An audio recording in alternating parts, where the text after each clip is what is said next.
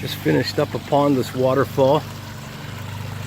Water's still a little murky because it still needs rinsing, but it turned out pretty good. Got some nice driftwood pieces here.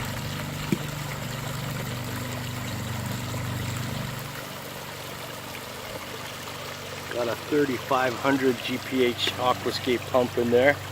Aquascape pond kit with the reservoir and the vault. It's all hidden under those rocks there. That's where all the water goes. Pumped back up to the top. To a nice little spillway. It recirculates. Look at those nice driftwood pieces we got. Beauty. We just got to plant it up. We're going to get some grasses and some sedums and some hostas in these rocks here. They look pretty decent. More shot of that. Nice.